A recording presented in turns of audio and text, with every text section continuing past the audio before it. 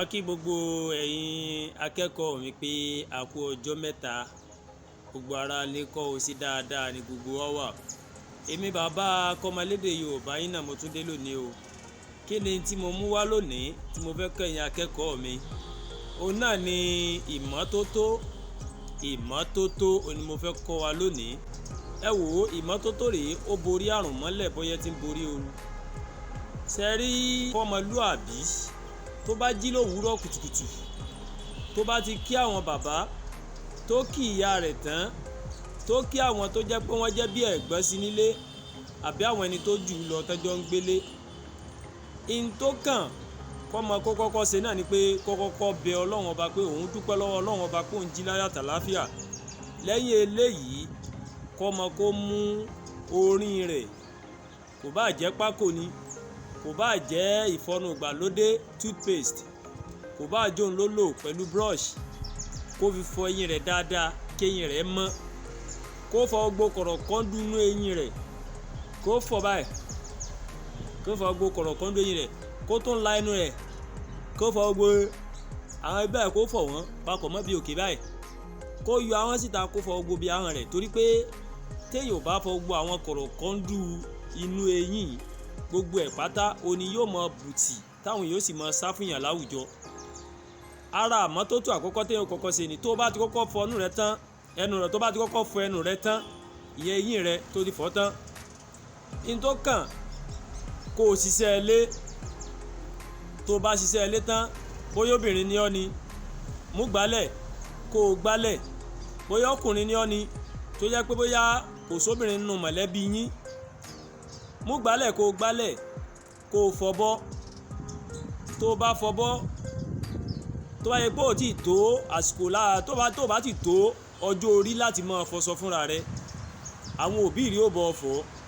Ṣùgbọ́n àwọn ṣẹ́ lé bí kéèyàn fọbọ́, kéèyàn pọnmi, tó bá ti tó ṣe fọmọlúàbí ara àmọ́tótó ni kó o ṣe láàárọ̀. Lẹ́yìn eléyìí táwọn òbí rẹ̀ bá ti dáná tán, o lè jẹun. Kó o jẹun torí pé okun inú báyìí ọ̀la fi ń gbé tìta. Tó o bá jẹun tán, lẹ́yìn eléyìí kó o wá bomi sára, kó o fọ gbogbo abíyá rẹ fọ̀, gbogbo ìsàlẹ̀ abẹ́ rẹ fọ̀, kó o wẹ̀ dáadáa, kó o mọ́ tónítóní, kó o wá ìpara olóòórùn dúdùn kó o fi para rẹ. Torí pé tá bá ní ká fi ayé wo àsìkò ayé tiwa ńgbà náà, a lè fi epo kerosene àti epo pupa tá a mìísì ẹ̀pọ̀ mọ́ra wọn tá a fi para wa.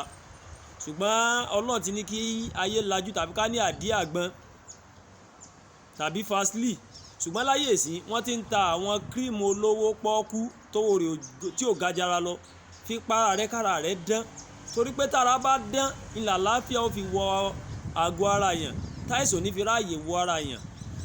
Ara tán sọ náà ni pé tó o bá ti ṣe kíni, tó o bá ti fọwọ́ rẹ kó dọ̀tí, rí i dájú pé o fọwọ́ rẹ pẹ̀lú ọṣẹ tó mọ́ dáadáa. Torí pé tá a bá wo ọ̀pọ̀lọpọ̀ àwọn èèyàn sí lásìkò coronavirus yìí, olódà pé oníkálukú ló fi bẹ́ẹ̀ mú à ń ṣe ìmọ́tótó yìí, ó mú lọ́kùnkúndùn. Nígbà tí àrùn COVID-19 ìyẹn coronavirus tó dé, olókálukú mú ìmọ́tótó yìí ló mú lọ́kùnkúndùn, tí ó sì yẹ kó rí bẹ́ẹ̀. Ó yẹ ká ti máa ṣe lé tipẹ́tipẹ́. Ẹ jẹ́ ká fọwọ́ wa lóòrèkóòrè.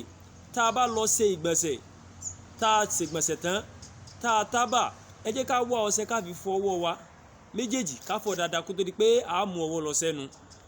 Sí nǹkan mo sọ yìí, ẹ jẹ́ ká fọ ọwọ́ wa dáadáa kó tó di pé a mú ọwọ́ lọ sẹ́nu. Ẹ wò ó, ní rí jù báyìí lọ lákòókò yìí. Toyin Kabiru Aduagba lórúkọ tèmi, bàbá Akomolede yín náà ni. Ẹ wò bẹ́ẹ̀ ṣe ń wò wá, ẹ dákun ẹ máa bá wa share rẹ̀, kẹ́ máa kọ́mẹ̀ntì, kẹ́ máa láìkì, kò ní sú yín kò ní ẹ̀yìn. Ẹ wò gbogbo àwa bí amọ pátá á jèrè àwọn ọmọ wa o, ní ṣe lásán lágbára Ọlọ́run. Bá a ṣe fẹ́ jẹ́ káwọn ọmọ wa kí wọ́n yàrá lójú alágbára Ọlọ́run, ní fojú sunkún kankan nu wọn. Ẹ ṣé pọ̀ tẹ́ gbọ́ wa, ẹ wò ẹ like, ẹ share, ẹ subscribe sórí YouTube channel mi. Ó dàbọ̀.